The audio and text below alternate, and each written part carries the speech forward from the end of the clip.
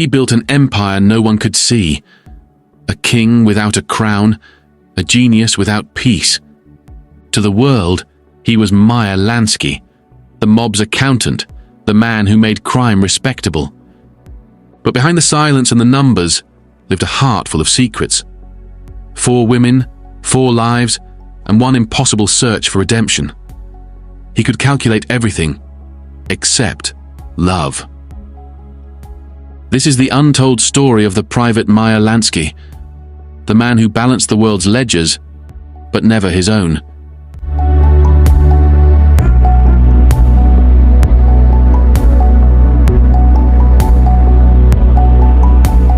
He was born Meyer Lansky in a borderland that no longer exists.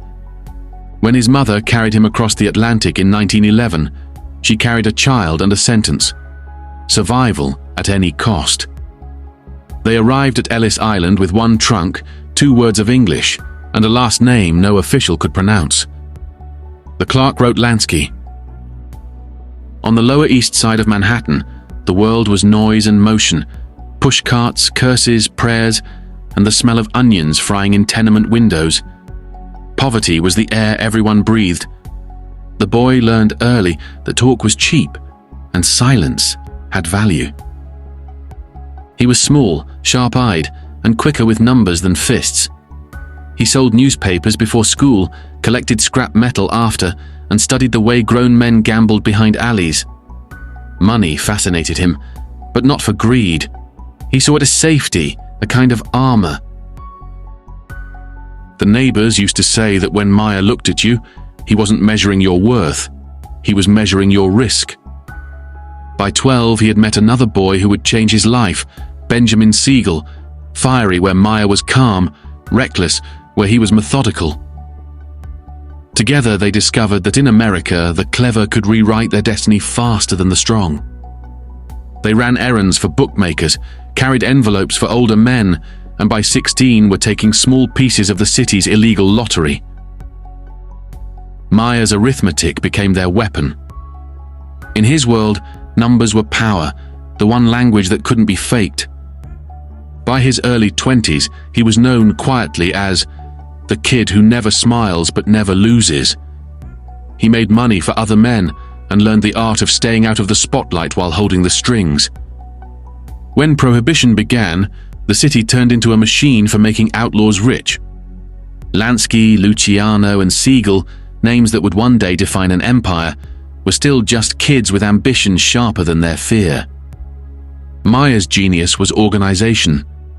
Where others saw chaos, he saw systems, routes, percentages, and rules.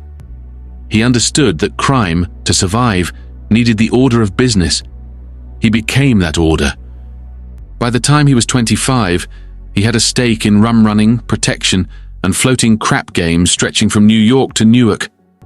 He wore modest suits, spoke quietly, and took the subway instead of limousines. Even in the underworld, he seemed incorruptible, an accountant among thieves. But the money, the men, the secrecy, all of it took something from him.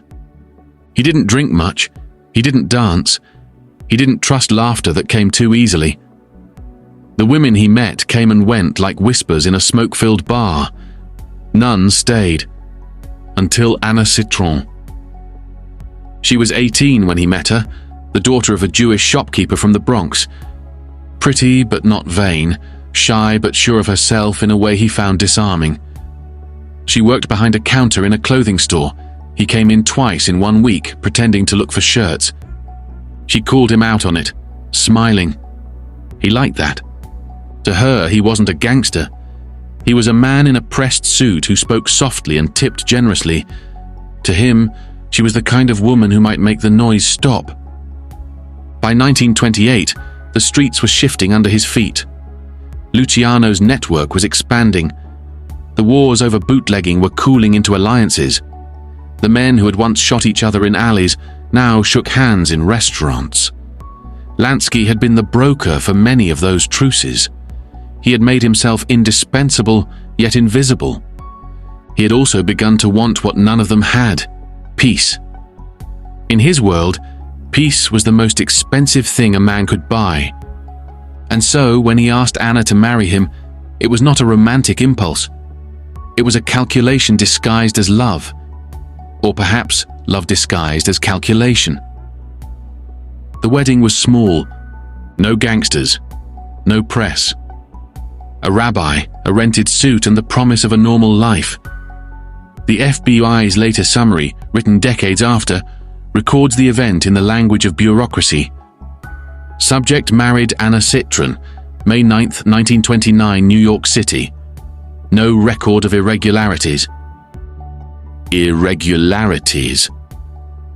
That single word, sterile and bloodless, overlooks the truth. For Meyer Lansky, marriage was the first irregular thing he ever did. For a brief season, he believed in the fantasy that a man like him could live in two worlds, one for business, one for love. It was the same fantasy that would undo him again and again. They married in spring on a mild May morning under a modest canopy of white cloth borrowed from a family friend. There were no bodyguards, no police tails, no champagne towers, only the nervous laughter of cousins, the scent of herring and rugelach, and the promise of something simple. To Anna, Meyer was shy, brilliant, a man of purpose. She had never met anyone who spoke so softly, and yet seemed to make the air move around him. He looked at her the way accountants look at balance sheets, intent, precise, measuring what he could afford to lose. She thought it was romance. It was, in its way. They moved into a small apartment on the Lower East Side, just 2 rooms and a radio. Meyer's world of deals and cash envelopes never entered that space, not at first. He wanted to protect her from it, or at least to believe he could. Each morning, he put on a pressed grey suit and left before dawn, carrying nothing but a briefcase and the steady calm of a man who could explain everything with numbers. Anna never asked too many questions. Her friends said she was lucky. A husband who didn't drink, didn't hit, didn't brag. They didn't know what it meant to live with a man who talked to no one, who came home every night, with the day still locked behind his eyes. A year later, she gave birth to their first child, a boy, Bernard. Buddy, they called him. He was beautiful, wide-eyed, quiet, with his father's small hands. But within months, the signs appeared. The stiffness, the slow movements, the way his little fists clenched and wouldn't release. The doctor said words Anna didn't fully understand. Cerebral palsy. They said he might never walk, never speak properly, never have what other children had. Something inside her broke. The FBI would later write, in the cold shorthand of investigation, "Wife attributes son's disability to subject's criminal activity. Punishment from God. Reports of domestic tension. Subject reportedly absent for extended periods." That one note, domestic tension, is all the file says. But in the apartment on Rivington Street, it meant long nights, short tempers, and the slow erosion of faith. Anna's grief turned to anger, then bitterness. She was still barely 20. The man she loved had disappeared into a world she couldn't see and wouldn't name. She wanted to believe his work was legitimate, that the money arriving in neat envelopes came from somewhere decent. But by the early 1930s, even the New York papers whispered the names of the National Crime Syndicate. And next to those names, Luciano, Costello, Siegel, there was always another. Lansky. At home, he was a stranger in a tailored suit. When Anna confronted him, "Where do you go, Meyer? What do you do?" he would say softly, "Business." And that was the end of it. To him, secrecy was safety. To her, it was poison. Sandra, their daughter born in 1937, would later recall in her memoir that her father's silence was both his strength and his curse. He never raised his voice, never slammed a door. Even in rage, he was calm, which frightened her mother more than anger ever could. The more successful he became, the more invisible he tried to be. When his name appeared in connection with the Havana gambling ring or the Saratoga bookmaking operations, he would fold the newspaper neatly and leave it on the table without comment. By 1935, the marriage was a performance. Polite breakfasts, polite dinners, the space between them measured by small silences.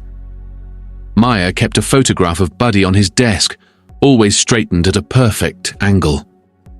When friends teased him for never smiling, he would reply, "Some things you pay for once, some things you pay for forever."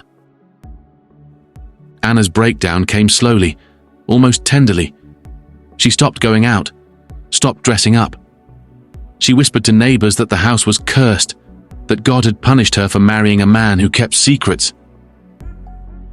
In one Federal Bureau surveillance note from 1943, an agent stationed near Lansky's East Side address recorded, "Wife observed leaving residence in distressed condition. Subject absent several days. Neighbors report recurring quarrels, one child physically disabled." What the Bureau saw as routine background was, in truth, the anatomy of a collapse. When the war came, Lansky served quietly, not in uniform, but in shadow. He lent his organization's reach to US naval intelligence, rooting out Nazi saboteurs on the docks. The arrangement was unofficial, deniable, and highly effective. For a brief moment, the government saw him as useful. But usefulness doesn't heal a home. By 1944, the children were old enough to sense the chill. Paul, the middle child, learned to read the weather in his parents' eyes. Sandra clung to her father's sleeve when he left, as if the act could make him stay. Buddy, confined mostly to his chair, remained the silent witness to everything.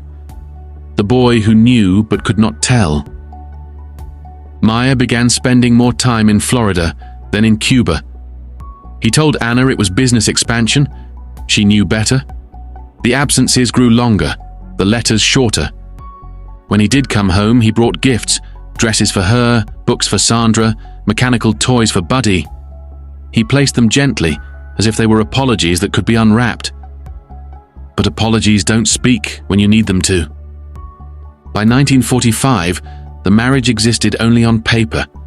Friends tried to intervene. Rabbis spoke of patience and duty. Nothing changed. One evening in late autumn, Anna packed a suitcase while Meyer was away. She left the apartment key on the table, alongside the photograph of their wedding day, the one where he's looking at the camera and she's looking at him. The divorce was filed quietly, finalized in 1946. There were no statements, no scandals, no settlements beyond child support. Even the Bureau barely noticed until the following year, when the notation appeared in Lansky's growing file. Subject divorced, remarried 1948. Anna kept custody of the children. Meyer visited when he could, always polite, always punctual, never staying longer than an hour. He asked after Buddy's condition, pressed cash into Sandra's hand, and left with a nod. Anna's health declined after the divorce. By the 1950s, she was living alone in a small apartment on the Upper West Side, surrounded by stray cats and unpaid bills. Former neighbors recalled her talking to herself, reciting prayers in Yiddish, sometimes calling out her ex-husband's name as though he might still be in the next room. Buddy was moved into state care after her death. Paul vanished into anonymity. Sandra, the only one who ever spoke publicly, remembered her mother as a broken woman who never forgave herself for falling in love with him. Lansky, for his part, never spoke of Anna again. Not to friends, not to reporters, not even to the FBI agents who trailed him for 4 decades. When asked to list his previous marriages, he would simply write, "Divorced." Nothing more. But guilt has a strange way of surviving inside men who depend on control. For the rest of his life, whenever he saw a child with a limp or heard the sound of a woman crying on a city street, something in him seemed to tighten. His daughter once said that her father never laughed out loud again after my brother was born. That statement, cross-checked with years of observation reports, rings true. Agents described him as reserved, courteous, emotionless. No one ever saw him lose his temper. No one ever saw him weep. By 1947, as the Havana casino network took shape, the Bureau marked him as one of the few top syndicate leaders still believed capable of rational control. It was meant as professional praise. In truth, it was a diagnosis. The man who had spent his youth mastering the mathematics of risk now treated love as the most dangerous investment of all. When he stood again at an altar, this time in Cuba, with Thelma Teddy Schwartz by his side, he believed he had learned how to prevent loss. No passion, no volatility, just order. But order has its own cracks. Havana, December 1948. The city shimmered like a lie told beautifully. Neon bled into the sea. Orchestras played rumba for tourists who didn't know they were dancing on corruption. And in a small room above the Hotel Nacional, Meyer Lansky stood before a judge and married Thelma Teddy Schwartz, a woman who had never been part of his world and who would spend the rest of her life trying not to see what it truly was. She had been a manicurist in Manhattan, quiet, careful, with the patience of someone who listened more than she spoke. He met her through friends who believed he needed stability, not romance. She was 40, widowed, composed, a woman who understood that love could be an act of endurance. There were few guests at the Havana ceremony, none of the underworld faces who owed their fortunes to the man in the tailored linen suit. One observer, later interviewed for a bureau report, described Lansky as distant but attentive to the bride. FBI File 92-2831, entry dated February 1949. Subject remarried December 1948, Thelma Schwartz, New York City. Ceremony held Havana, Cuba. No irregularities noted. Irregularities. The same bureaucratic sterility that once buried Anna's heartbreak now buried Thelma's beginning. But the difference was this. Thelma knew exactly who she was marrying. She'd seen the newspapers. She'd heard the name whispered in restaurants, that quiet awe reserved for men the law couldn't quite touch. When he asked her to fly to Cuba, she didn't hesitate. When he said the word business, she didn't ask which kind. To outsiders, it was an odd match. The world's most disciplined criminal and a woman who radiated domestic calm. To Meyer, that calm was the very thing he craved. After the chaos of Anna, after the guilt that gnawed like an unpaid debt, Thelma represented order, a controlled life behind drawn curtains. They took an apartment in Manhattan for the months they spent in the States and a suite at the Hotel Riviera when they were in Havana. The view from the balcony was the ocean, blue, endless, like the fantasy of a clean start. He told her he wanted peace. She believed him. Thelma's world shrank into routines. Breakfast at 8, newspapers ironed flat, linens folded with military precision. She never saw the men who came late at night to discuss figures. She never knew the real scale of what he was building. To the outside world, Mrs. Lansky was the model of restraint, always polite, always understated, always a half step behind her husband in photographs. An early FBI profile summarized her in a single sentence. Mrs. Thelma Lansky exhibits no evidence of criminal association, temperament cooperative, observant, unobtrusive. That was the role she perfected, the wife who understood the power of being unnoticed. But even as he built the illusion of normalcy, Lansky was turning Havana into the crown jewel of his empire. Under Fulgencio Batista's protection, he legalized gambling, restructured the island's cash flow, and laundered more money than any casino on the American mainland. The casinos, the Riviera, the National, the Tropicana, all bore his invisible signature. He was not flamboyant like Siegel, not crude like Costello. His genius was invisibility. Where Bugsy built palaces, Meyer built systems. And while Thelma dined with ambassadors and kept her jewelry modest, her husband engineered the architecture of modern organized crime, legitimate on the surface, immaculate on paper, rotten underneath. Still, he believed himself reformed. He donated to hospitals. He attended synagogue on Yom Kippur. He called home every night when business took him abroad. And then came Carmen. She appeared sometime in 1954, 22 years old, dark-haired, the daughter of a seamstress from the old part of Havana. He met her in El Encanto, the city's grand department store, while buying perfume for Thelma. She sold him the bottle, smiled once, and that was all it took. A moment so dangerous, he locked it away instantly, terrified not only that his wife might sense the tremor in his heart, but that he had stepped into the very weakness he'd spent years calling unforgivable in other men. But for reasons even he couldn't articulate, he returned the next day. And the next. The third time, he didn't bother pretending. That afternoon, he sent a driver with an envelope, money, rent for a year, instructions for a lease in her name, an apartment overlooking the Paseo del Prado, high enough to see the sea but low enough that the noise still reached the windows. Carmen's mother moved in as a chaperone. To the neighbors, they were respectable women with a distant relative who visited occasionally. To Lansky, they were a sanctuary. He came in daylight, never after dark. He brought pastries, magazines, and once a small radio he'd bought in Miami, so she could listen to American songs even when he was gone. He always took his hat off before entering, always placed his briefcase on the same chair, always left within an hour. She teased him for his precision. He smiled, but never explained that precision was what kept him alive. She read to him in Spanish, poems by Nicolas Guillen, love songs disguised as politics. He listened even when he understood nothing. For a man who measured everything, it was the first thing he couldn't measure.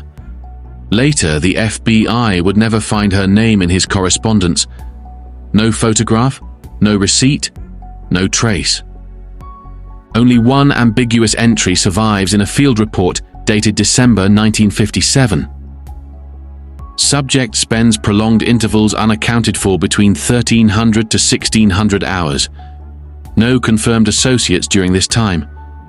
Those 3 lines are the closest the Bureau ever came to catching a heartbeat. He told himself it wasn't betrayal. He told himself Thelma wouldn't understand. Not because she lacked love, but because she had too much. Carmen asked nothing except that he stay a little longer. He never did. When the first rumors of revolution reached Havana, he dismissed them. Businessmen like him didn't believe in revolutions. But in late 1958, the city began to tremble. Small explosions in the hills, soldiers defecting, whispers in the casino corridors. The tourists still came, but they watched the news between bets. New Year's Eve, 1958. The Riviera Hotel was hosting a gala for ministers, generals, and wives in diamonds. Thelma had a new gown. Meyer had an excuse. Ulcers again. He said he would stay in, rest, avoid the noise. At 11 p.m., he was on the Prado, climbing the stairs to Carmen's apartment. The city below sounded like celebration, but the music was nervous. He took off his shoes, as always. She laughed, saying he treated her home like a temple. He said softly, "Maybe it is." At midnight, fireworks over the Malecon. Outside, the old order collapsed. Inside, 2 people listened to the echo of explosions and called them fireworks. By dawn, Batista had fled. The airport was chaos. Lansky left Cuba that morning on a private plane bound for Miami, carrying only a briefcase with the ledgers for his casinos, and the knowledge that everything he'd built was gone. To the Bureau, this was a business catastrophe. Subject suffered severe financial reversal following regime change. Assets confiscated by revolutionary government. Estimated loss, multi-million. To Meyer, the loss that mattered wasn't in dollars. 2 months later, Under a false name and with a forged passport, he went back. He told no one, not Thelma, not his partners, not even his driver. He checked into the Hotel Inglaterra, paid in cash, and began to search. Carmen's building was shuttered, her neighbors gone. The caretaker shrugged. Many people disappeared. Some went north, some went quiet. Lansky left a note with a woman who used to wash the stairwell floors. Tell her he came. No one ever did. A March 1959 intelligence cable notes laconically, subject sighted in Havana post-revolution, apparently on personal errand. Returned to Miami within 72 hours. He never spoke of it again. Back in Florida, the myth of invulnerability cracked. He stopped attending the clubs, stopped smiling even for reporters. When associates joked about Cuban mistresses, he changed the subject. One recalled him saying only, "Everyone loses something in Havana." Thelma sensed it but never named it. She noticed he kept a photograph of the sea on his desk. "Miami?" she asked. He nodded. "Miami." It wasn't. For the next decade, he rebuilt his fortune quietly. Las Vegas investments, offshore accounts, Swiss intermediaries. But the precision had dulled. At night, he walked the beach alone, hands clasped behind his back, eyes fixed on the horizon as if watching for a light that never returned. The FBI resumed its surveillance, convinced he was hiding millions. They catalogued his habits with obsessive detail.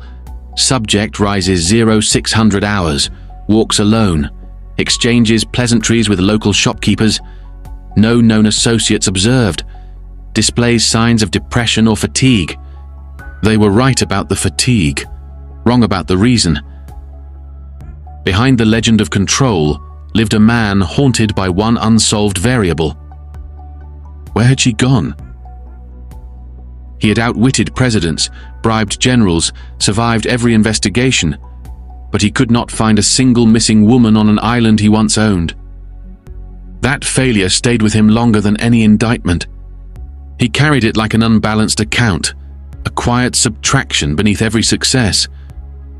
And though Thelma never asked, she sometimes found him standing at the window, looking out at the dark water, his reflection half dissolved in the glass. When she asked what he was thinking, he said, "Numbers." It was almost true. The years passed, and Havana receded into myth, a city of ghosts where his name meant nothing anymore. He would never find Carmen again. When the world finally cornered him, the sea would carry him east, toward a woman who would read his heart like a ledger and love him anyway. Her name was Zali de Toledo. She was 26 years old when she met him, a young waitress at the Dan Hotel in Tel Aviv, the kind of place where diplomats and weary travelers watched the Mediterranean light break against the glass. He was 70, frail but sharply dressed, eyes still alert behind heavy lenses. He had come to Israel to disappear. For the first time in his life, Meyer Lansky wasn't the man with the answers. In America, indictments waited. The government wanted its revenge. The headlines called him the untouchable, the mob's accountant, the brain. But in Israel, he was just another old immigrant seeking refuge under the law of return, the promise that every Jew could find safety there. He believed that the country his ancestors dreamed of might protect him from the one that now hunted him. He was wrong. But before the rejection, before the courts, there was Zali. She noticed him before she knew his name, a guest who ordered black coffee every morning at precisely 8:30, always sitting at the same table by the window. He tipped well, but not extravagantly. When she smiled, he looked away, embarrassed. The staff whispered, "Who is he? Why the bodyguard sometimes waiting outside?" He told her his name was Mr. Brown. It was a good lie, small and believable. He returned every morning for coffee, then for conversation. He asked about her life. She told him she was born in Izmir, Turkey, and had come to Israel alone as a teenager. She'd learned Hebrew on the streets, English from the tourists, and patience from survival. He admired that. She called him Meyer, the Hebrew pronunciation. It softened him. Soon the conversations grew longer. She would sit during her breaks, and he would tell her about America in the 1930s, about a city of immigrants and noise, about numbers that made sense when nothing else did. He never spoke of crime, only of order, loyalty, and the strange cost of success. Later, in her memoir, she would write, "He wasn't the man they described. He was lonely, funny, precise. He spoke like a teacher, not a gangster." For a man who had lived his entire life behind calculations, Zali's warmth was something he couldn't quantify. It unnerved him. It healed him. Their friendship became a ritual. He'd bring her a newspaper, mark the stories he thought she should read. She'd bring him fresh figs or mint tea. To the hotel staff, it was harmless. To both of them, it was quietly extraordinary. Within months, he confessed who he really was. He did it without ceremony, over coffee. "I was in business," he said. "What kind of business?" "The kind people whisper about." She didn't flinch. She just nodded and said, "Then stop whispering." It was the beginning of a relationship that would last 12 years, a secret marriage of letters, memory, and exile. By 1971, the Israeli press had discovered his presence. Headlines screamed, "American gangster seeking asylum." Politicians demanded answers. The government hesitated. Lansky's lawyers argued that as a Jew, he had the right to stay. Prosecutors insisted he was a criminal, not a refugee. While the courts deliberated, Zali became his sanctuary. She found him an apartment overlooking the sea, small and sunlit, filled with the smell of salt and paper. He spent his mornings reading and his afternoons writing letters, not to lawyers or bankers, but to her. Hundreds of them. In cramped handwriting, he poured out what he'd hidden his entire life. Affection, guilt, the ache of distance. He wrote about his son, Buddy, still disabled and aging, about Sandra, his daughter in America, who loved him but never stopped fearing the world that shaped him.